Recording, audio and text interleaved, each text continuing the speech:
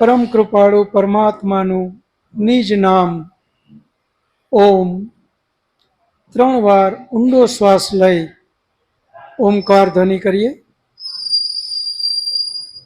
ઓ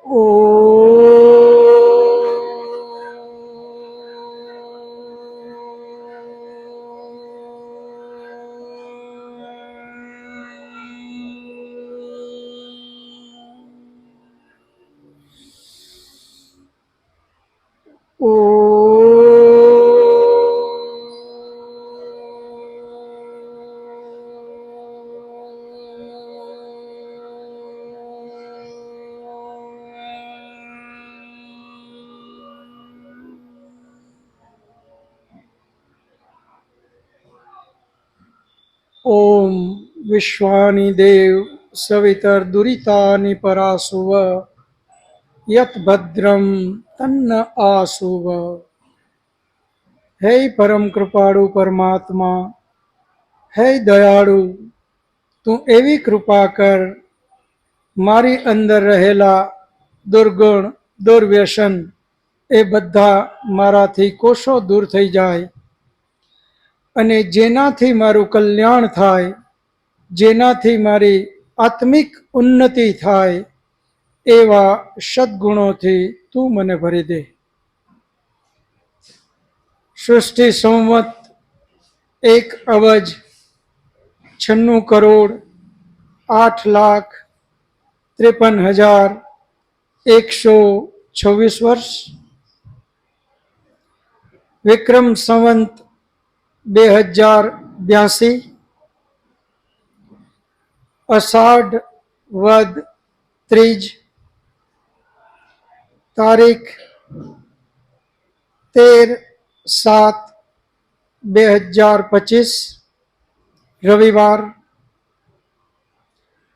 વૈદિક મહાસભા દ્વારા વેદ અધ્યયનનું આ 46મી કક્ષામાં આપ સૌ ધર્મપ્રેમી વેદપ્રેમી ભાઈઓ તથા બહેનોનું હાર્દિક સ્વાગત છે. આપણે છેલ્લા 8 થી 10 સેશન કર્મફળ ઉપર લીધા. ગયું સેશન એનું છેલ્લું સેશન હતું. આ 46મા સેશનથી આપણે હવે એક નવો વિષય પ્રારંભ કરવાનો છે. નવો વિષય એ છે કે કોઈ પણ ગુણી એના ગુણને છોડી શકે? જો ગુણી ગુણને છોડી દે તો એ ગુણી જ ખતમ થઈ જાય. એના ઉદાહરણ તરીકે અગ્નિ. અગ્નિનો ગુણ ઉષ્ણતા, ગરમી. એ અગ્નિમાંથી ઉષ્ણતા યા ગરમી કાઢી લઈએ તો હવે એને અગ્નિ જ નહીં કહી શકાય.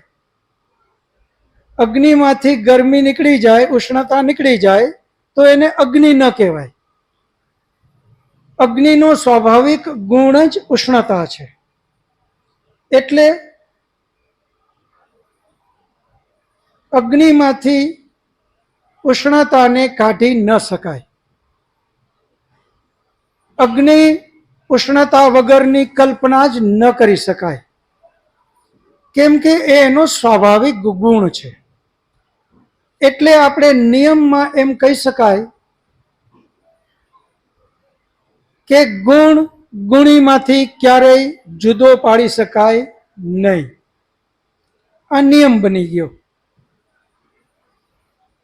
એવી જ રીતે બરફ બરફનો ગુણ જ છે ઠંડક આપવી, ઠંડુ કરવું, એનું એ કામ જ બરફનું.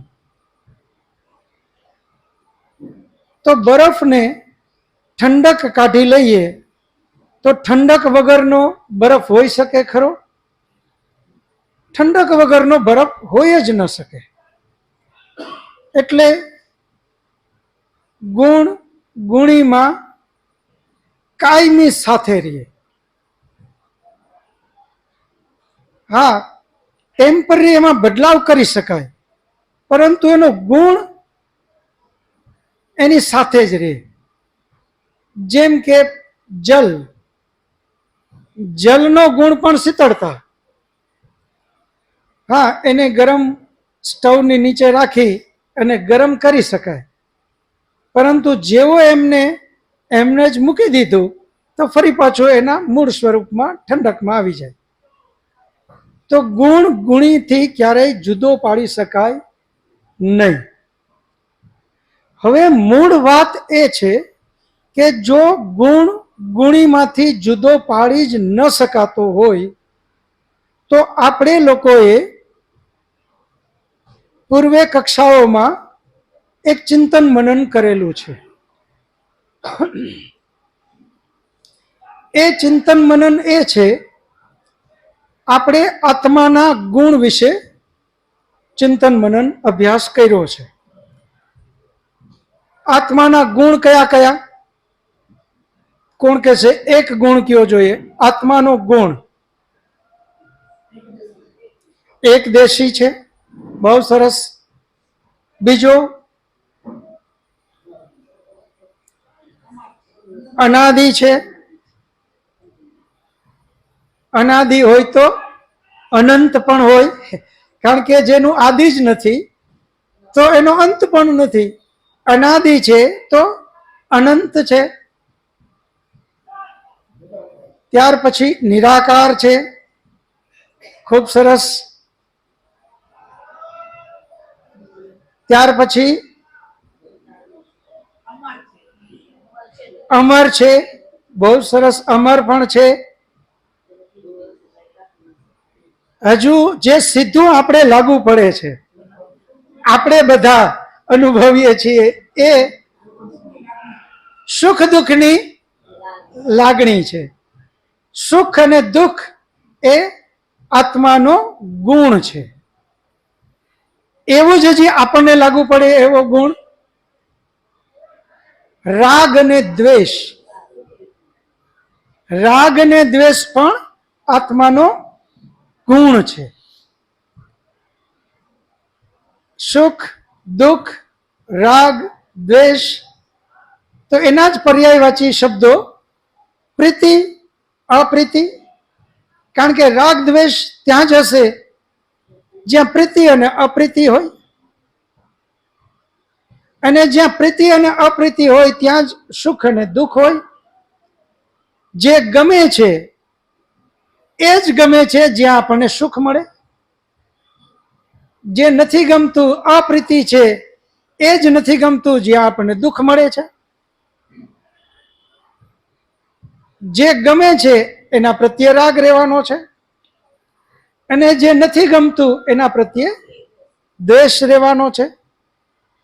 તો રાગ દ્વેષ પ્રીતિ અપ્રીતિ સુખ દુઃખ, અને હજુ એનો એક ગુણ છે ઈચ્છા. આ બધા થોડા થોડા તમે જુઓ તો પર્યાયવાચી તમને શબ્દો આપણને બધાને લાગે. કારણ કે ઈચ્છા શેની જાગે? જેના દ્વારા સુખ મળે એની જ હંમેશા ઈચ્છા જાગે. અને દૂર ભાગવાની ઈચ્છા ક્યાંથી થાય? જ્યાંથી દુઃખ યાની પ્રીતિ ત્યાં જવાની ઈચ્છા, અપ્રીતિ ત્યાંથી દૂર ભાગવાની ઈચ્છા. રાગ દ્વેષ પ્રીતિ અપ્રીતિ સુખ દુઃખ ઈચ્છા, આ બધા જ આત્માના ગુણ છે. હમણાં જ આપણે વાત કરી એમ ગુણ ગુણીમાંથી કોઈ દિવસ જુદા પાડી શકાય નહીં. જેમ કે सुख दुख, प्रीति अप्रीति, राग द्वेष अगर आत्मा मांथी काढी लईए तो ये आत्मा ज रहे नहीं। जेम अग्नि मांथी उष्णता काढी लईए तो अग्नि न रहे, एम आत्माना गुण आत्माथी अलग करी नाखीए तो ये आत्मा ज मटी जाए। सुख दुख नो अनुभव ज न करे तो एने आत्मा ज न कही शकाय। राग ने द्वेष न रहे तो एने आत्मा ज न कही शकाय। इच्छा जागे ज नहीं तो एने आत्मा ज न कही शकाय। हवे जो आ गुण गुणी मांथी जुदा पाड़ी ज न सकाता होय तो हवे चिंतन करवानो प्रश्न विषय तो ए छे कि आपड़ा बधा ज मोटा भागना शास्त्रों અને મોટા ભાગના વિદ્વાનો આપણને ઉપદેશ આના માટે જ આપે છે કે રાગ દ્વેષ રહિત થઈ જાઓ, કામ ક્રોધ લોભ મોહ ઈર્ષા દ્વેષ આ બધું જ કાઢી નાખો. હવે વિચાર કરો કે ગુણ ગુણીમાંથી જુદો પડી જ ન શકતો હોય તો પછી આ ઉપદેશ શું કામે કે ભાઈ તમે ક્રોધ કાઢી નાખો, જોઈએ જ નહીં, આ લોભ જોઈએ જ નહીં, ઈર્ષા જોઈએ જ નહીં, દ્વેષ જોઈએ જ નહીં. હવે આ ખરેખર જ જો ન જોઈએ એવી જ વસ્તુ હોત અને એને જુદો પાડી ન શકાય છતાં વિદ્વાનો આ પાછી શિખામણ આપે છે. આવી શિખામણ કોઈને આપી શકાય કે અગ્નિમાંથી ઉષ્ણતા કાઢી નાખો? આવી શિખામણ ક્યાંય આપી શકાય? છતાં આપણા શાસ્ત્રો તો કહે છે કે રાગ કાઢી નાખો, દ્વેષ કાઢી નાખો, ક્રોધ કાઢી નાખો. આ બધી શિખામણ આપે છે.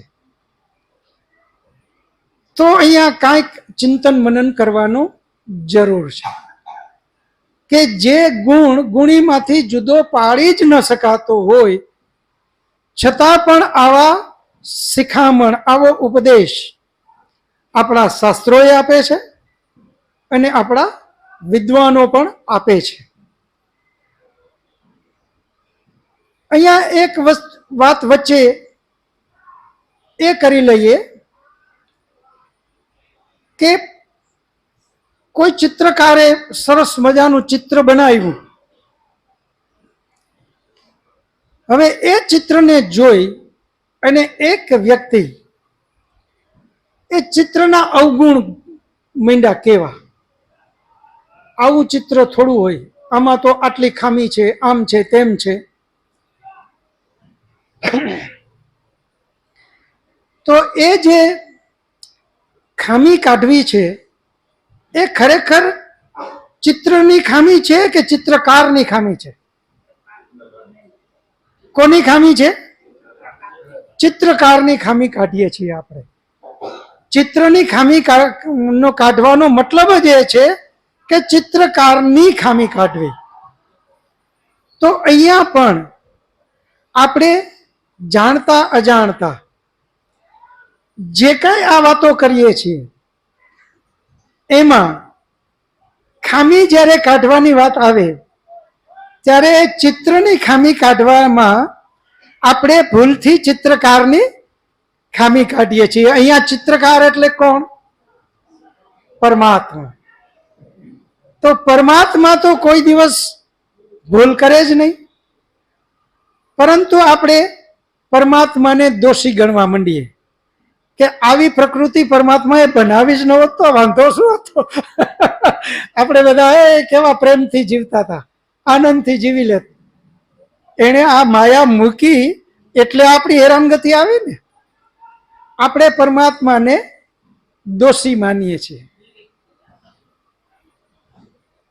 હવે એ દોષી એટલા માટે આપણે માનીએ છીએ કારણ કે આપણું ચિંતન મનન એની એક મર્યાદા છે. એ મર્યાદાને લીધે આપણી દ્રષ્ટિ અમુક જગ્યાએ જઈ અને અટકી જાય છે.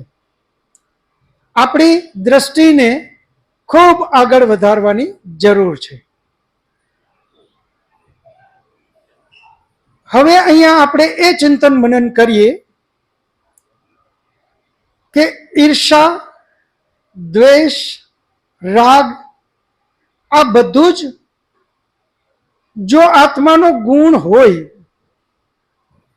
છતાં પણ એનાથી મુક્ત થવાની વાતો કોઈ કરતા હોય, શાસ્ત્રો આપણને ઉપદેશ આપતું હોય, તો આનું રહસ્ય આપણે સમજીએ. વૈરાગ્ય શબ્દ વીત રાગ, વીત રાગ, હવે આ રાગ ઉપરથી જ શબ્દ આવ્યો વૈરાગ્ય. હવે તમે જુઓ, આપણે રાગને ગલત અર્થમાં લઈએ છીએ અને એટલા માટે જ આપણે કહીએ કે રાગથી પણ પર થાવ, દ્વેષથી પણ પર થાવ, કામથી પણ પર થાવ, ક્રોધથી પણ પર થાવ.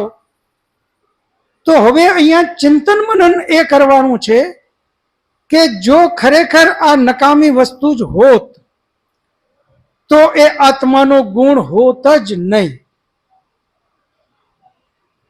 રાગ જરૂરી છે, દ્વેષ જરૂરી છે, ઈર્ષા જરૂરી છે,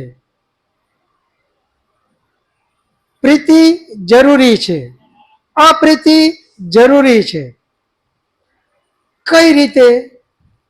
તો એને આપણે એ રીતે સમજીએ. આપણા વિદ્વાનોએ બહુ સરસ શાસ્ત્રોને સન્મુખ રહી વેદમાંથી નિચોડ કાઢી અને આપણી સામે એક ફોર્મ્યુલા મૂકી દીધી. એક જ વાક્યની અંદરમાં આનો જવાબ આપ્યો. વિદ્યાયુક્ત રાગ અને વિદ્યાયુક્ત દ્વેષ બંને જરૂરી છે. અવિદ્યાયુક્ત રાગ અને અવિદ્યાયુક્ત દ્વેષ આ બંને નુકસાન કરતા છે. તો હવે અહીંયા આપણે એ વિચારીએ કે રાગ નુકસાન કરતા નથી, પરંતુ અવિદ્યાયુક્ત રાગ એ નુકસાન કરતા છે. રાગ પોતાની જાતે નુકસાન કરતા નથી. આ જ રીતે દ્વેષ, તો દ્વેષ પણ જરૂરી છે, ક્રોધ જરૂરી છે, ઈર્ષા જરૂરી છે, દ્વેષ જરૂરી છે, લોભ જરૂરી છે, ક્રોધ જરૂરી છે, મોહ જરૂરી છે. પણ શરત એટલી છે કે બધામાં વિદ્યાયુક્ત શબ્દ લગાડવો. બધાની અંદરમાં વિદ્યાયુક્ત જો શબ્દ લાગશે તો એ આશીર્વાદ રૂપ બની જશે. આપણે હમણાં જ કર્મફળની છેલ્લા સેશનમાં એક વાત કરી કે આપણે લોકો વ્રત લઈએ અને વ્રત લેવામાં 1 વાર, 2 વાર, 4 વાર, 5 વાર ફેલ ગયા એટલે આપણે વ્રતને મૂકી દઈએ કે નહીં થાય, અમારાથી નહીં થાય. પરંતુ એ જ જગ્યાએ વિદ્યાયુક્ત એ વ્રત પ્રત્યે રાગ જરૂરી છે. અને જેના માટે વ્રત લીધું કે આ મારે નથી કરવું, એ વિદ્યાયુક્ત દ્વેષ ત્યાં જરૂરી છે. એ એક પ્રકારનો દ્વેષ છે કે હું આ નહીં કરું, હું શરાબ નહીં પીવું, હું ધૂમ્રપાન નહીં કરું, હું મોડો નહીં ઉઠું, હું ખરાબ શબ્દો નહીં બોલું. આ જે ન કરવાની વસ્તુઓ છે એ બધો જ દ્વેષના રૂપમાં આવશે. ત્યાં દ્વેષ જરૂરી છે, ત્યાં ક્રોધ બી જરૂરી છે કે નહીં આ મારાથી ન જ થાય, આ હું નહીં કરું. હું કોણ, મારા પૂર્વજ કોણ, આ બધી જ જ્યારે વાતો કરી અને પોતે અમુક વ્રતને ધારણ કરી અને પછી એના માટે અથાગ પ્રયત્નો કરે, તો અહીંયા રાગ, દ્વેષ, ઈર્ષા આ બધી જ વસ્તુ અતિશય જરૂરી છે. અને એટલા માટે જ આપણા વિદ્વાનોએ આ બધી જ વાતો કરી. રહી વાત હવે, જો ગુણ ગુણીમાંથી જુદો પડી જ ન શકે તો એને આપણે કઈ રીતે લેવું જોઈએ? તો એનો માત્ર એક જ ઉપાય, રાગ અને દ્વેષ, સુખ અને દુઃખ આત્માનો જ ગુણ છે, એ એનાથી જુદો પાડી શકાશે નહીં, પરંતુ એને વિદ્યાયુક્ત બનાવી શકાશે. રાગ અને દ્વેષ આ બંને આત્માના ગુણ છે, એનાથી જુદો પડી શકે નહીં, પરંતુ વિદ્યાયુક્ત રાગ, અહીંયા આપણે બધા વેદ અધ્યયન કરવા માટે આવીએ છીએ. અહીંયા શું કામે આવીએ છીએ? રવિવાર છે, ઘરની અંદરમાં ટીવી, પરિવાર, બાળકો આ બધાની સાથે બેસીએ નહીં, આનંદ ન કરીએ, પરંતુ આપણને ખબર છે કે વિદ્યાયુક્ત રાગ મારે લઈ આવવો પડશે. વિદ્યાયુક્ત રાગ એ વેદ અધ્યયન માટે છે. આ રાગ શેના માટે છે? વેદ અધ્યયન માટે. ને વેદ અધ્યયન માટેનો રાગ આપણે બધાને અહીંયા ભેગા કરે છે. વેદ અધ્યયન માટેનો રાગ એ વિદ્યાયુક્ત રાગ છે, એટલા માટે એ રાગ જરૂરી છે. એની જગ્યાએ જે લોકો વ્યસની છે એનો રાગ કઈ બાજુ છે? વ્યસન બાજુ. જેવો ચા પાણી નાસ્તો કરી લીધો કે હાલો હવે ગુટખા વગર નહીં ચાલે, એટલે તરત જ એ ક્યાં જશે? પાંદની દુકાને. એ જે પાંદની દુકાન પ્રત્યેનો જે રાગ છે એ રાગ કયો છે? અવિદ્યાયુક્ત. અવિદ્યાયુક્ત રાગ એ મનુષ્ય જીવન માટે નુકસાન કરતા છે, જ્યારે વિદ્યાયુક્ત રાગ એ મનુષ્ય જીવન માટે લાભદાયી છે. એ જ રીતે દ્વેષ, આપણે બધાને કોઈ એમ કે હાલો તો ભાઈ જરા ગુટખા ખાવા, તો આપણે એના માટે દ્વેષ છે કે નહીં ભાઈ હું તો ન ખાઉં, પણ તું એ મહેરબાની કરીને આ છોડ, તારે ન જવું જોઈએ. આપણે એને પણ આવી સલાહ દઈએ. હવે જુઓ, આમાં પણ એ લોકો કેવા કેવા રસ્તા કાઢી લે. ચંદુભાઈ હમણાં એક મને મિત્ર મળ્યા, આમ તો પહેલી વાર મળતા હતા, અને અમે ગાડીમાં એક જમીનના કામથી જતા હતા.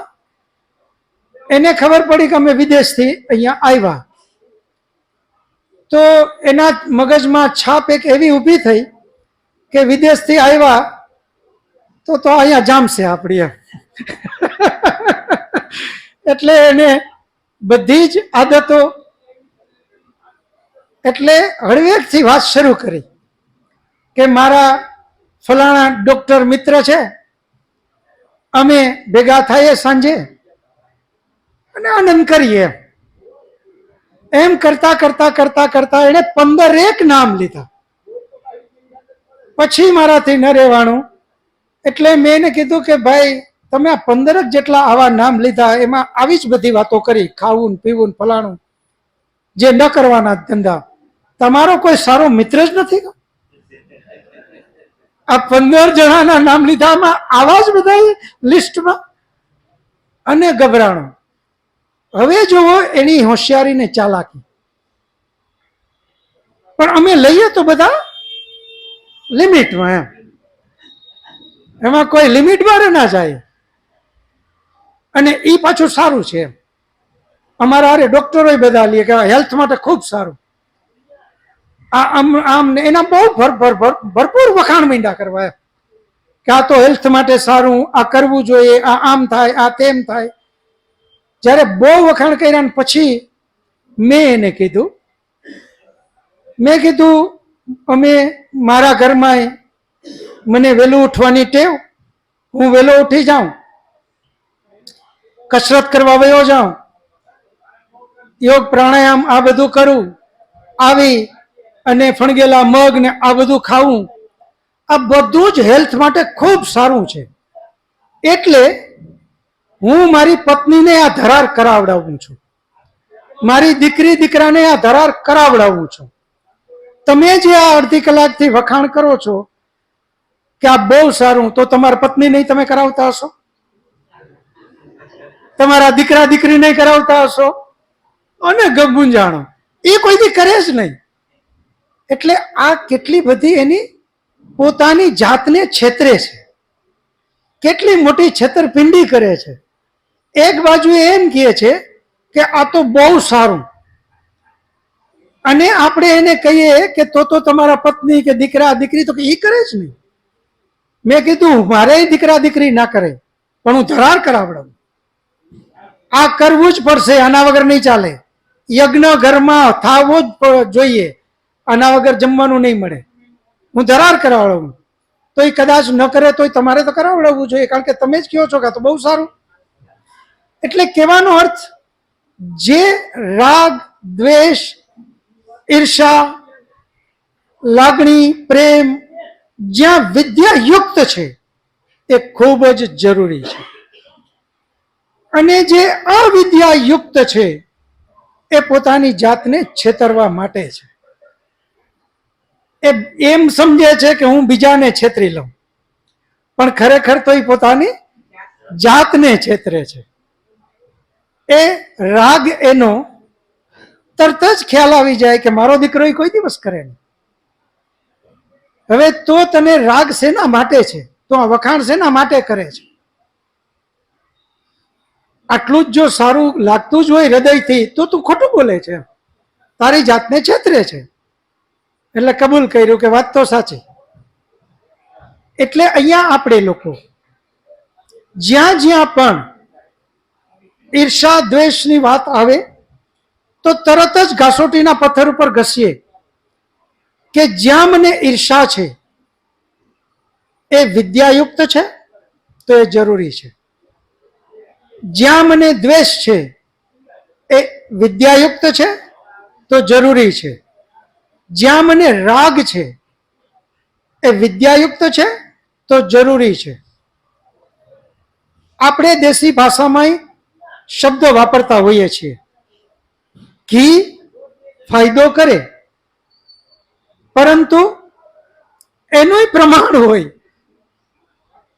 જ્યાં અવિદ્યાયુક્ત રાગ આવી જાય ઘી ઉપર, ખાધા જ કરો, ખાધા જ કરો, ખાધા જ કરો, તો થશે શું?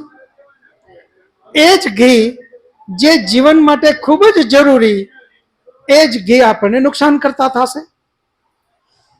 પરમપિતા પરમાત્માએ જે વ્યવસ્થા ગોઠવી છે અને જે એનો ઉપયોગ આપણા માટે આપેલો છે, એમાં વિદ્યાયુક્ત શબ્દ અતિ જરૂરી છે. કામ, વિદ્યાયુક્ત કામ અતિ જરૂરી છે. જો કામ આપ્યો જ ન હોત તો જીવ સૃષ્ટિ આગળ ચાલે કેમ?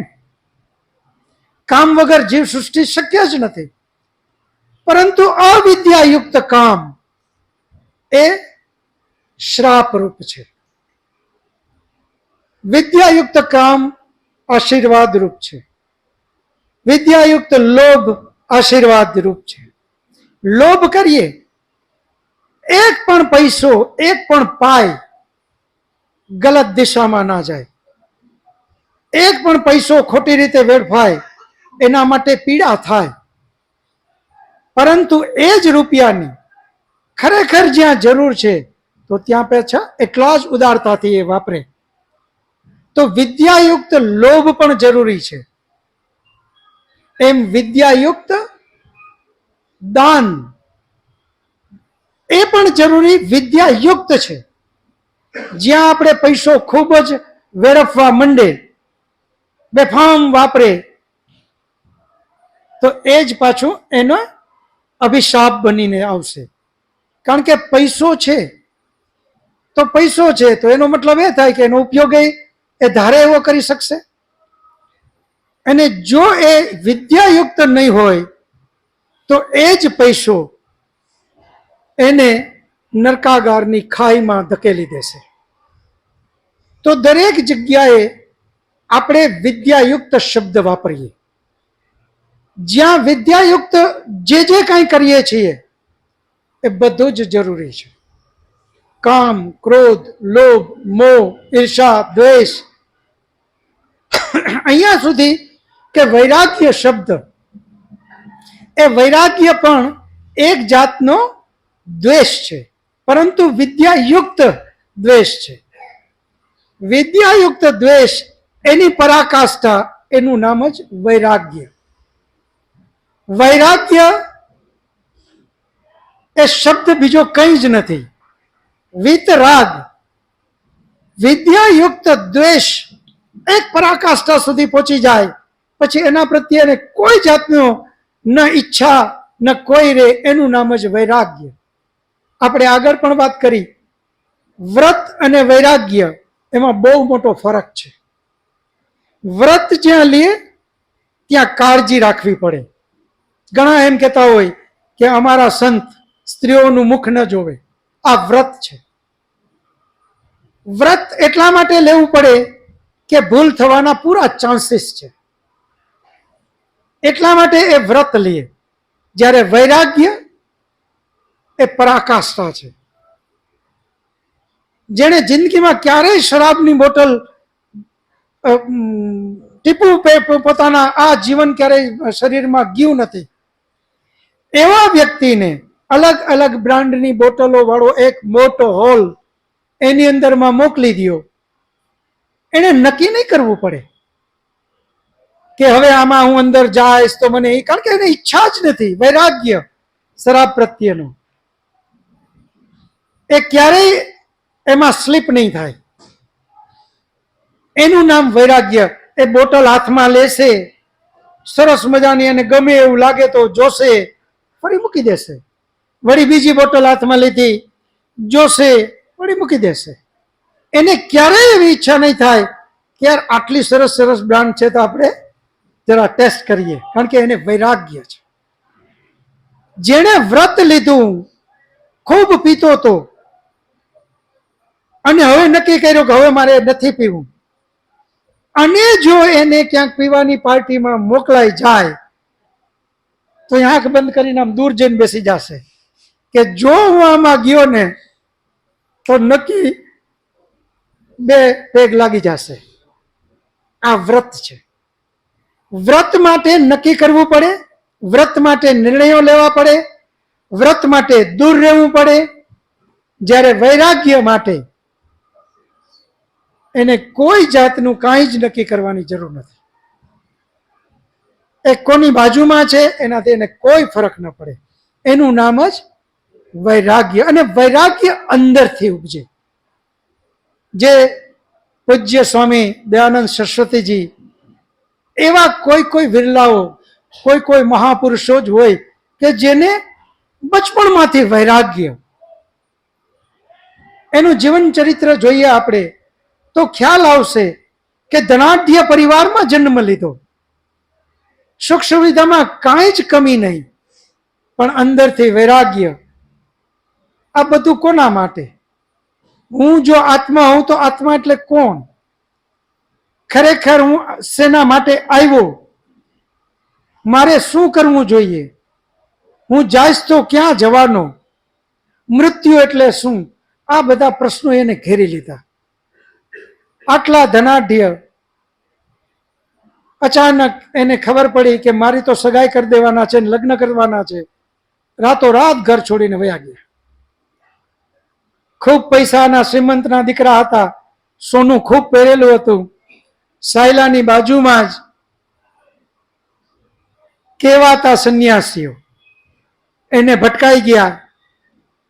આવો સરસ મજાનો દીકરો આટલો સોનામર પહેરીને ક્યાં જાય છે? એને બોલાવ્યું કે અહીંયા ક્યાં જવું છે? તો કે ઈશ્વરને ગોતવા. ઓલાવને મોકો મળી ગયો કે ઈશ્વરને ગોતવા આટલું સોનું પહેરીને? આ સોનું પહેરીને ના જવાય, બધું કાઢીને દઈ દીધું, ગલે રાખતું. આ વૈરાગ્ય. કારણ કે એને સોનામાં કોઈ ફરક પડતો નહોતો, એના માટે બધું જ સમાન. અને એ આટલો જે વૈરાગ્ય ઉપર હતા, એટલા માટે એ જ વ્યક્તિ, એ જ મહાપુરુષ સમાધિ સુધી અને ઈશ્વર પ્રાપ્તિ સુધી પહોંચી શકે. આપણે બધા વેદ અધ્યયન માટે દિવસ રાત મહેનત કરીએ છીએ, અને આ ઈશ્વર તરફ જવા માટેની બહુ મોટી જડીબુટી છે. નિરાશ ન થઈએ, હતાશ ન થઈએ. ક્રોધ આવશે જ, કારણ કે એ આત્માનો ગુણ છે, એનાથી જુદો નહીં પાડી શકાય. કામ જાગે જ, આત્માનો ગુણ છે, એનાથી જુદો નહીં પાડી શકાય. ઈર્ષા, દ્વેષ, આ બધું જ આત્માના ગુણ હોવાથી એનાથી ક્યારેય જુદા નહીં પાડી શકાય. ફક્ત આપણે એને વિદ્યાયુક્ત બનાવી અને મોક્ષ સુધીની પ્રાપ્તિની યાત્રામાં એને ઉલટાના મદદરૂપ બનાવી શકશું. આ કળા શીખવી, એનું નામ જ આધ્યાત્મ, એનું નામ જ વેદ જ્ઞાન. વેદ જ્ઞાન બીજું કંઈ જ નથી. વેદ જ્ઞાન એ જ્ઞાન છે જે આપણને જીવન જીવવાની કળા આપે છે. દરેક જગ્યાએ આપણને હિંમત આપે છે, અને સતત આપણે ટકોર કરતા રહીએ છીએ કે હે મનુષ્ય, તારા જીવનમાં તારે શું કરવું જોઈએ? તું કોણ? તું ક્યાંથી? તું કોના માટે? તું ક્યાં જવાનો? આવા અનેક પ્રશ્નો ઉત્પન્ન થાય, અને એ બધા જ પ્રશ્નોમાં જે આત્માનો ગુણ છે એ સતત આપણી વચ્ચે આપણને પરેશાન પણ કરતો જ રહેશે. આપણે માત્ર એટલું જ નક્કી કરી લેવાનું છે કે મારે મારા રસ્તામાં ખૂબ આગળ વધવું છે. અહીંયાથી ક્યારેય મારે હાર નથી સ્વીકારવી. એક વાર નહીં, બે વાર નહીં, 5 વાર નહીં, 50 વાર પ્રયત્ન કરવો પડે તો પણ મારી તૈયારી છે, પરંતુ હું સફળ થઈને રહીશ. જેમણે આ નક્કી કરી લીધું, એમનું જીવન વેદમય બની જશે. સમય હવે પ્રશ્નોત્તરીનો છે. દિવેશભાઈ અને મગેશ આવી જશું. ઓમ નમસ્તે. ગઈ સભામાં મેં એક પ્રશ્ન મૂક્યો હતો, અને આપે ગઈ સભામાં એ પ્રશ્ન લીધો, એના માટે ખૂબ ખૂબ ધન્યવાદ. કારણ કે ગઈ સભામાં અમે એક પશુ સારવાર કેમ્પની ડ્યુટીમાં હોય, હાજર રહી શક્યા નહોતા. મારો પ્રશ્ન કર્મ ફળ વિશે જ છે કે કર્મનો સિદ્ધાંત છે કે ભાઈ જે કર્મ કરે, જેવું કરે અને જેટલું કરે એને અને એટલું ફળ એને મળે જ. તો આપણે જે પ્લેન ક્રેશના અને એવા પરિણામ અને પ્રભાવની વાત કરી, એમાં જે વ્યક્તિઓ પ્રભાવિત થયા કે અને જે પરિણામને કારણે દુઃખી થયા કે સુખી થયા, તો પરમાત્મા જે છે એ કોઈને કર્મ કર્યા વગર તો ફળ આપે જ નહીં. તો આ પરિણામ કે પ્રભાવના નામે જે એમને ફળ મળ્યું, એ ફળ શા કારણે મળ્યું, એ મારો બહુ સરસ. રાખોલિયા સાહેબ માટે તાળીઓ પાડો. રાખોલિયા સાહેબનો પ્રશ્ન છે, અને આ રાખોલિયા સાહેબનો એકનો નહીં, મોટા ભાગનાનો આપણો બધાના પ્રશ્ન છે કે કર્મ, પરિણામ, પ્રભાવ અને ફળ. પ્લેન દુર્ઘટના થઈ, એમાં જે લોકો વયા ગયા, એના પછી બીજા લોકો દુઃખી થયા. એ જ રીતે કોઈ એક પાપી વ્યક્તિએ એક વ્યક્તિને ચાકુ મારી દીધું, એનું મૃત્યુ થયું. જેનું મૃત્યુ થયું એ યુવાનના પત્ની, માતા પિતા, બાળકો આ પણ દુઃખી થયા.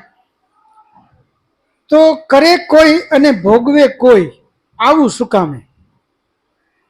એટલા માટે જ અહીંયા રખોલિયા સાહેબ 4 વિભાજન આપણે કર્યા: કર્મ, પરિણામ, પ્રભાવ અને ફળ. ફળ માટે ચોક્કસ એ વાત છે કે જે કરે એને જ ફળ મળે, પરંતુ પરિણામ અને પ્રભાવ એ ફળ નથી.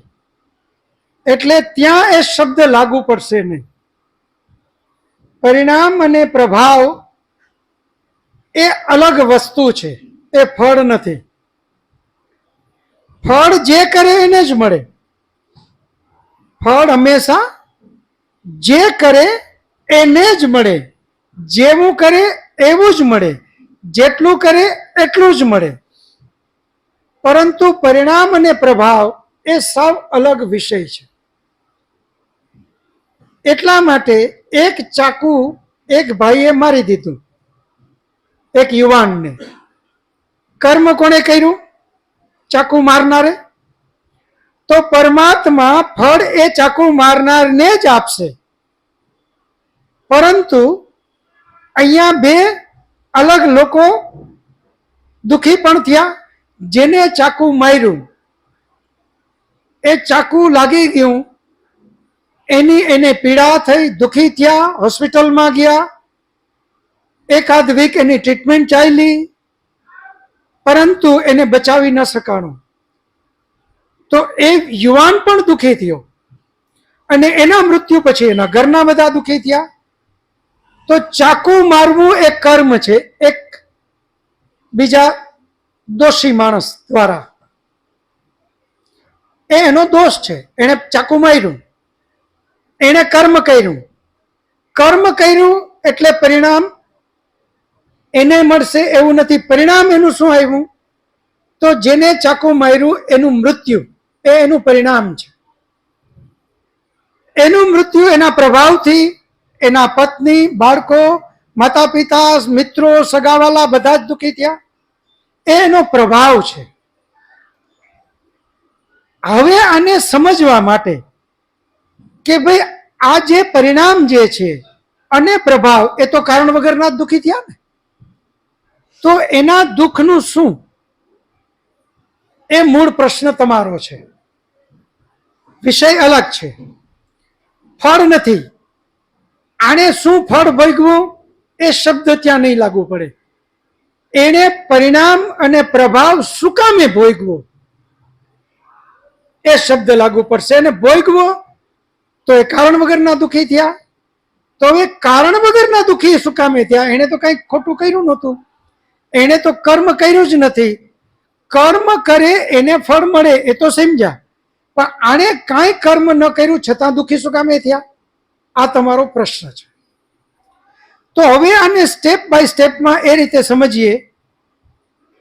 કર્મ જેણે કર્યું, ચાકુ મારનારે, અહીંયા હું આના માટે તમારા પ્લેનના ઉદાહરણને નથી લેતો, કારણ કે ત્યાં કર્મ કરનારની આપણને ખબર નથી. હવે ધીમે ધીમે ગઈકાલે જ એનું આવ્યું બારે કે એનો કદાચ બને કે ફ્યુલનો વાલ જ બંધ હતો. જેવું આપણું ગઈકાલે આ પ્લેન વિશે આવ્યું છે કે ભાઈ એનો ફ્યુલનો વાલ જ ભૂલથી બંધ રહી ગયો અને ઉડ્યું જેટલું ફ્યુલ હતું 1 મિનિટ સેકન્ડ પૂરતું, અમુક સેકન્ડ પૂરતું, એ 1 મિનિટ ઉડીને તરત જ પડી ગયું, કારણ કે વાલ જ બંધ હતો. તો હવે અહીંયા જ્યાં ડ્યુટી જેની વાલની હતી એ દોષી છે. એણે પાપ કર્મ કરી નાખ્યું, ભલે અજાણતા કર્યું હોય કે જાણતા, પરંતુ પાપ કર્મ તો પાપ કર્મ જ છે. વાલ ચેક કરવો એ એની ડ્યુટી છે, પરંતુ એણે વાલ ચેક ન કર્યો અને પરિણામે આવડી મોટી દુર્ઘટના ગઈ. પરિણામ શબ્દ જો ત્યાં આવ્યું, આપણે શું શબ્દ વાપરીએ? પરિણામ. એની ભૂલને પરિણામે આવડી મોટી દુર્ઘટના થઈ. હવે એ જે ભૂલ જેણે વાલ માટેની કરી, એણે કર્મ કર્યું, એટલે પરમાત્મા દંડ કોને આપશે? એ ભૂલ કરનારને જ. કારણ કે કર્મ એણે કર્યું છે. પરિણામે આટલા લોકોના મૃત્યુ થયા. જો એ રહ્યા હોત તો હજી એને આગળ ઘણા બધા સુખ ભોગવી શકત. અને એના જવાથી એના ઘરના પણ પરિવાર અને ઇવન આપણે તો કઈ કોઈ બધા જ સગાવાલા છે એવું નથી, છતાંય દુઃખી થયા. કારણ કે આ દુર્ઘટના જ એવડી હતી કે બધા જ દુઃખી થાય. તો હવે અહીંયા કર્મ કર્યું, પરમાત્મા એને ફળ આપશે. જેટલાના મૃત્યુ થયા એનો પાપનો દંડ પરમાત્મા આ કર્મ કરનારને આપશે. એના જવાથી જેટલા લોકો પ્રભાવમાં આવી અને દુઃખી થયા એનોય દંડ પરમાત્મા ટોટલ દંડ કરી જવાવાળાનો, ભોગવવાવાળાનો, પ્રભાવનો, આ બધાનો દંડ ટોટલ મારી અને જેણે કર્મ કર્યું એને જ સજા આપશે. એટલે એને એ સજા ભોગવવાની રહેશે. આ વાત તો માત્ર કર્મ કરનારની રહી. હવે જે ગુજરી ગયા એનું શું? તો આપણે બધા જ જાણીએ છીએ કે આત્મા કોઈ દિવસ મરતો નથી. મૃત્યુનો અર્થ જ એ છે કે આ શરીર છોડી અને બીજા શરીર લેવા.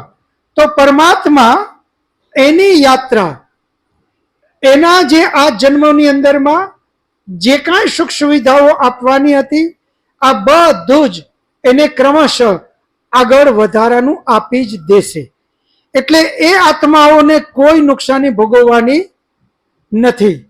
એને જે કાંઈ સુખ સુવિધા આગળ મળવાની છે અને એણે અત્યારે વિના કારણ દુઃખ ભોગવી લીધું. એ દુઃખનો દંડ એને પરમાત્માએ જે આપવાનો છે એના કર્મોને હિસાબે એમાંથી એટલું દુઃખ બાદ કરી નાખશે અને નવો જન્મ આપશે. એટલે એ મૃત્યુ પામનારને કોઈ દિવસ ક્યાંય પરમાત્માના ન્યાયમાં ક્યાંય અન્યાય થવાનો નથી. એ ક્રમશઃ આગળ ચાલતી રહેશે યાત્રા. રહી વાત હવે પ્રભાવની. પ્રભાવ માટે જેટલા વિના કારણે દુઃખી થયા એનો પણ પરમાત્મા પાસે હિસાબ કિતાબ છે.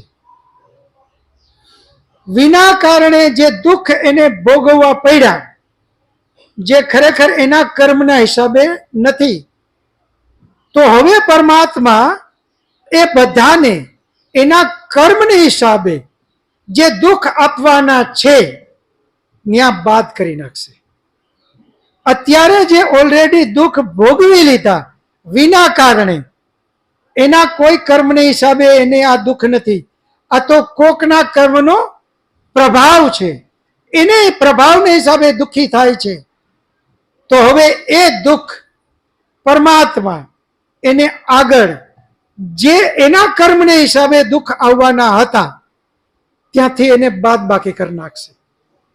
તો અહીંયા પરમાત્માનો કર્મ ફળનો સિદ્ધાંત બધા માટે એકદમ ફેક્ટ, પવિત્ર અને ન્યાયકારી છે. કર્મ જેને કર્યું એને એનું ફળ જ મળશે. પરિણામ જે છે એને એનું આગળ મળી જ જવાનું છે. પ્રભાવ જે છે એને પણ એનું કમ્પન્સેશન મળી જ જશે. આનું નામ જ પરમાત્માનો ન્યાય છે. પરમાત્મા કોઈ દિવસ કોઈ ઉપર અન્યાય થવા દે નહીં. પરમાત્મા હંમેશા ન્યાય પ્રિય છે. એ ક્યારેય અન્યાય, કારણ કે એ ન્યાયકારી છે. આપણને ખબર નથી. હા, અહીંયા શરત એટલી છે કે એકનું એક દુઃખ એક વ્યક્તિને અતિશય દુઃખી કરી નાખે, ખૂબ જ દુઃખી, રકડ કામ બેફામ, જાણે એનું પાગલ થઈ જાય એટલો દુઃખી થઈ જાય. એ જ દુઃખ બીજાને એટલું દુઃખ નથી થતું. એનો અર્થ એવો નથી કે આને જેટલું બધું આ દુઃખી થાય છે એટલું પરમાત્મા એને માફ કરશે. આ જરૂરી નથી.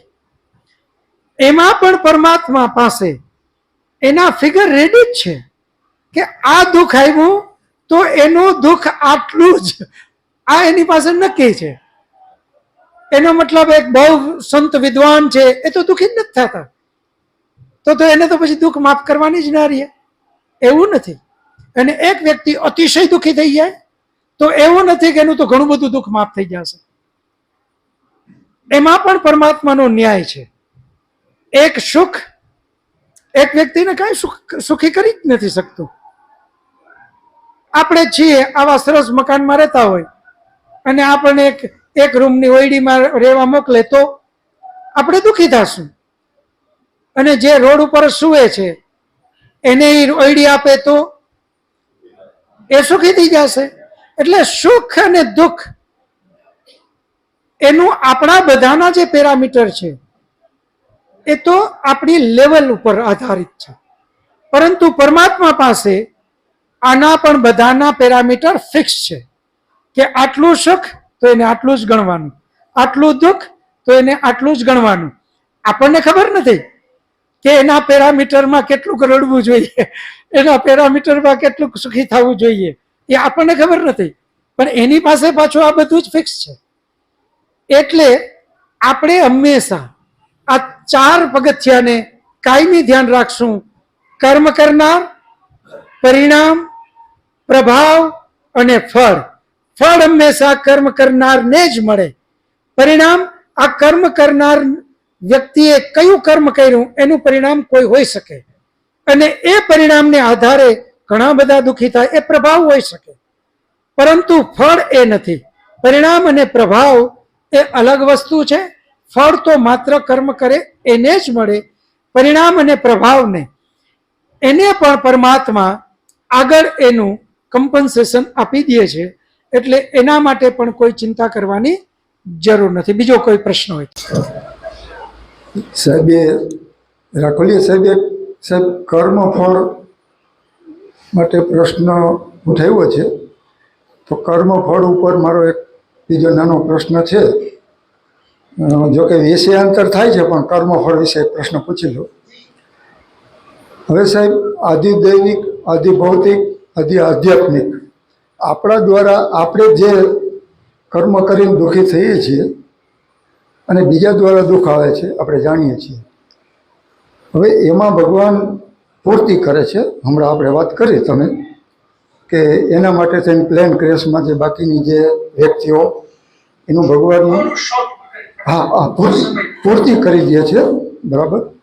તો હવે જે 35 વર્ષની વ્યક્તિ સ્યુસાઇડ કરે છે એમના માટે પૂર્તિ કરતા હશે ભગવાન? શું કરતા હશે સ્યુસાઇડ માટે? બહુ સરસ, બહુ સરસ. ઘનશ્યામભાઈ માટે પણ તાળીઓ પાડો. ઘનશ્યામભાઈનો પ્રશ્ન એ છે કે જે લોકો સુસાઇડ કરી નાખે તો એ સુસાઇડ જે કરે તો એના માટે પરમાત્માનો ન્યાય શું? તો એને આપણે વ્યવહારિક ભાષામાં સમજવા માટે જેલની અંદરમાં એક વ્યક્તિ કોઈ કૃત્ય કરી અને ગયો, એને એમ લાગ્યું કે યાર આ જેલ તો બહુ અઘરી છે, અહીંયા તો રહેવાય એવું નથી, એટલે જેલ તોડીને ભાગે. હવે જેલ તોડીને ભાગે પછી શું થશે? પોલીસ એનો સતત પીછો કરશે, અને જેવો પકડાણો એટલે થશે શું? જે સજા એને ભોગવવાની બાકી હતી એ તો સજા એને મળશે જ, ઉપરાંત એની વધારાનો ગુનો કર્યો, જેલ તોડીને ભાગ્યો, એની બીજી 5 વર્ષની પડશે કે લેતો જા, આ 2 વર્ષ બાકી હતા એ ભોગવ ને બીજા 5 એટલે 7 વર્ષનું તને હજી બીજું વધારાનું. પરમાત્મા આ જ રીતે આપણે એનો ન્યાય સમજવો. જે લોકો ચિંતક છે, જે લોકો ચિંતન કરે છે, એ લોકોએ હંમેશા આ વિચારવું કે કોઈ પણ જાતનું દુઃખ આપણી ઉપર જે આવે છે એ દુઃખ કાં તો કોઈનું પરિણામ હોઈ શકે, કોઈનો પ્રભાવ હોઈ શકે, અથવા તો આપણા જ કર્મનું ફળ હોઈ શકે. આ 3માંથી કંઈક એક હોય, કાં તો પરિણામ, કાં પ્રભાવ, કાં તો આપણા જ કર્મનું ફળ. હવે જો આપણા જ કર્મનું ફળ હોય તો પણ એક ચિંતન કરનાર વ્યક્તિએ હંમેશા આ માંગણી કરવી જોઈએ કે હે પરમાત્મા, અત્યારે હું વૃષ્ટપૃષ્ઠ છું, અત્યારે હું સહન કરી શકું એવી શક્તિ છે મારામાં, જે કાંઈ મારા કર્મના ફળ રૂપે મને દુઃખ મળવાનું હોય એ અત્યારે જ આપી દે, હું સહન કરી લઈશ. એ માગણી જ કરશે, એનાથી ભાગશે નહીં.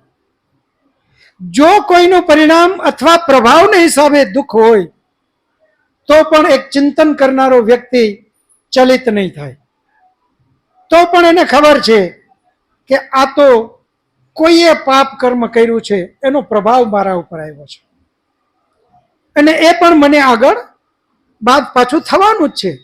મારું જે સુખ છે એ કોઈ મારી પાસેથી છીનવી શકતું નથી, કારણ કે સંસારની જેલમાંથી ભાગે બને કદાચ ન પકડાય, પરંતુ પરમાત્માની જેલ અથવા પરમાત્માના નજરમાંથી, એના કર્મના ફળમાંથી કોઈ વ્યક્તિ છૂટી શકે નહીં, બચી શકે નહીં, છટકી શકે નહીં.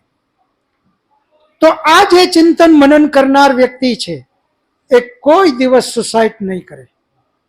સુસાઇડનો મતલબ જ એ છે કે દુઃખથી ભાગવું. સુસાઇડ કરનારાને ખબર જ નથી, એ એમ માને છે કે અહીંયા જીવન પૂર્ણ એટલે આપણું કામ થઈ ગયું. નહીં, અહીંયા માત્ર જીવન પૂર્ણ થયું છે, યાત્રા તો આપણી કન્ટિન્યુ આગળ છે. ઉલટાનો વધારાનો એક દંડ પરમાત્મા દ્વારા એના ઉપર લાગ્યો, કારણ કે એને સુસાઇડ કર્યું, જેલ તોડવાની ટ્રાય કરી અને ભાગ્યો, એટલે એ પણ પાપ એને કર્યું, અને એ પાપ ફરી પાછો આગળ એને સહન કરવાનું છે. આપણે એમ માની બેઠા કે આપણે બચી ગયા, કારણ કે એનું ચિંતન નથી, એની પાસે આગળની વૈદિક દ્રષ્ટિ નથી, અને પરિણામે એક કાયરતાના ભાગરૂપે આવું પગલું લઈ લઈએ. એક ઉદાહરણ, શહીદ ભગતસિંહ આપણે બધા જ નામથી જાણીએ, અને મારા સદભાગ્ય અહોભાગ્ય કહી શકાય કે શહીદ ભગતસિંહજીના સગા નાના ભાઈ, જે જેલમાં એને, જેને ભગતસિંહ પિક્ચર જોયું હોય, જેલની અંદરમાં અંતિમ દર્શન ફાંસીની પહેલા જે ભગતસિંહના નાના ભાઈ એને મળવા જાય છે અને રડી પડે છે, એનું નામ છે સરદાર કુલતારસિંહજી. મારા સદભાગ્ય કે એ સરદાર કુલતારસિંહજી સાથે પણ મને રહેવાનો સૌભાગ્ય પ્રાપ્ત થયું છે. આ ઘરની અંદરમાં એ આવી ગયેલા છે. એમનું એક ઉદાહરણ આજે એમના જીવનની એક ઘટના આપણને ખૂબ ઉપયોગી થાય એમ છે. શહીદ ભગતસિંહ અને સુખદેવ બંને જણા એક દિવસ એક અગાસી ઉપર ઊભા હતા અને બે જણા વાત કરતા હતા. સંધ્યાનો સમય હતો. ભગતસિંહે એવું કીધું સુખદેવજીને કે ભાઈ સુખદેવ, વ્યક્તિનો પરિસ્થિતિ ક્યારેક એવી નિર્માણ થઈ જાય કે એને પોતાના જીવનનો અંત લેવો પડે ને સુસાઇડ કરી લેવી પડતી હોય છે. આ જીવનની ઘટનાઓ છે, અને આ પરિસ્થિતિવશ એને આવું કરવું પડતું હોય છે. અને સુખદેવજી એને કીધું કે નહીં ભગતસિંહ, આવું શક્ય નથી. આ તું જે કહે છો એ ખોટું છે, આ કાયરતા છે. હવે એ વાત આગળ ચાલી, અમુક વર્ષ નીકળી ગયા, એમાં એમને આજે બોમ્બ બ્લાસ્ટ કર્યો અને પકડાણા. અંગ્રેજ સરકારે એને ફાંસીનો હુકમ કરી નાખ્યો. બંને અલગ અલગ જેલમાં રાખ્યા, કારણ કે અંગ્રેજોને ખબર હતી કે આ બધાને ક્રાંતિકારીઓને એક જેલમાં રાખશું તો કદાચ બને કે આ કંઈ પણ એવું બનાવી અને બધા જ ભાગીને છટકી શકે. એટલે છટકી ન શકે એટલે સુખદેવને અલગ જેલમાં રાખ્યા અને ભગતસિંહને અલગ જેલમાં રાખ્યા. એ વખતે એવી બધી લોક જ્વાળ ઊભી થઈ કે અંગ્રેજ સરકારની સામે જેટલા બાકીના ક્રાંતિકારીઓ અને ગામે ગામ યુવાનો, એક ક્રાંતિની જ્વાળા ઊભી થઈ કે ભાઈ આ લોકોએ કોઈને માર્યા નથી તો આને ફાંસી શું કામે. અને એક સમય એવો દેખાવા માંડ્યો કે બને કે કદાચ બંનેની ફાંસી માફ થાય ત્રણેયની, સુખદેવ રાજગુરુ અને ભગતસિંહ, અને એને આજીવન કારાવાસ થાય, આવું એક પિક્ચર ઊભું થવા માંડ્યું. એના માટે સુખદેવે ભગતસિંહને લેટર લખ્યો કે ભાઈ ભગત, અગર મને એવું લાગે છે કે અત્યારે જે રીતે આપણા દેશમાં એક ક્રાંતિની જ્વાળા ઊભી થઈ છે, સરકારે કદાચ ઝૂકી જવું પડે, આપણી ફાંસી કદાચ આજીવન કારાવાસમાં બદલે, અને જો આજીવન કારાવાસમાં બદલશે તો આના કરતા તો મરી જવું સારું હોય, તો આના કરતા તો સુસાઇડ કરી લેવી સારી. આવું સુખદેવે ભગતસિંહજીને લખ્યું. એનો જવાબ કોઈએ વાંચવો હોય તો ભગતસિંહના નાના ભાઈ સરદાર કુલતારસિંહજી, એમણે એમના લેટરો મને આપેલા છે, એક બુક બનાવેલી છે એમણે, એ આખી બુક બહુ પ્રેરણાદાયી આ બુક છે, પુસ્તક છે. એમાં ભગતસિંહે સુખદેવજીને જવાબ લખ્યો કે ભાઈ સુખદેવજી, તમે અને મારા વચ્ચે આ ચર્ચા પેલા થઈ ગયેલી છે, ત્યારે મેં તમને કીધું હતું કે પરિસ્થિતિ વશ અમુક પરિસ્થિતિ એવી ઉત્પન્ન થઈ જાય કે વ્યક્તિને મૃત્યુ લેવું પડે છે, મૃત્યુને મીઠું કરવું પડે છે. ત્યારે તમે એમ કહેતા હતા કે નહીં, સુસાઇડ તો કાયરતા છે, આત્મહત્યા તો કાયરતા છે. તમારી સાથે રહી આટલા વર્ષ પછી આજે મને એમ લાગે છે કે તે દિવસે હું ખોટો હતો ને તમે સાચા હતા. આ ભગતસિંહ લખે છે.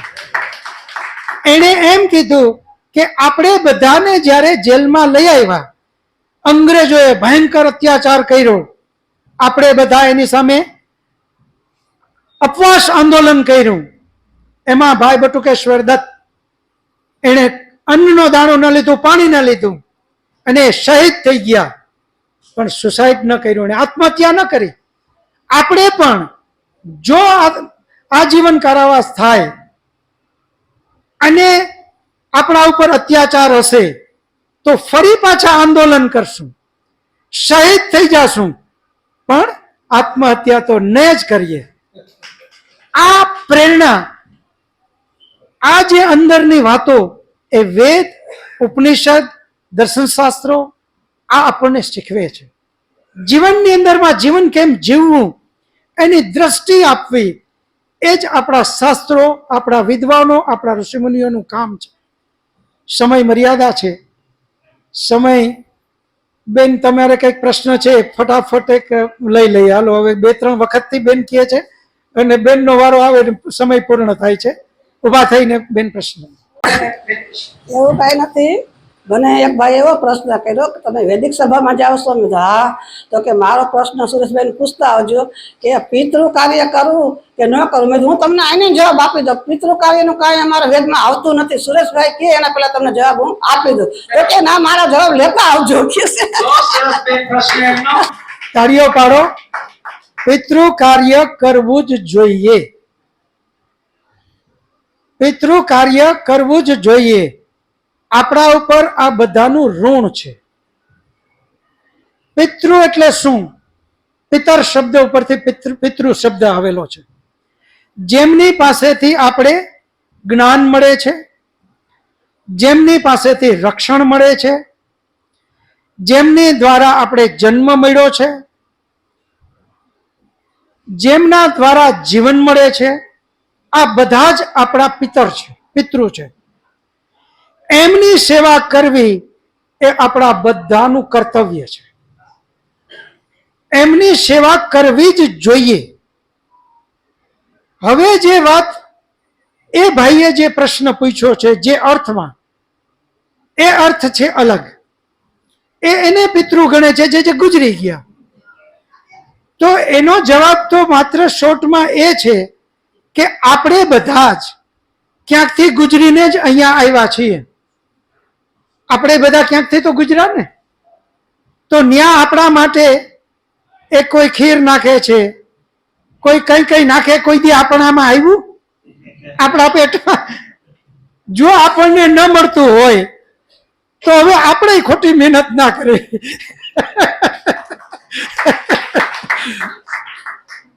સમય સમાપ્ત થઈ ગયો છે એટલે બહુ લાંબુ નહીં કહું, પણ પિતૃનો મતલબ અહીંયા હયાતની વાત છે.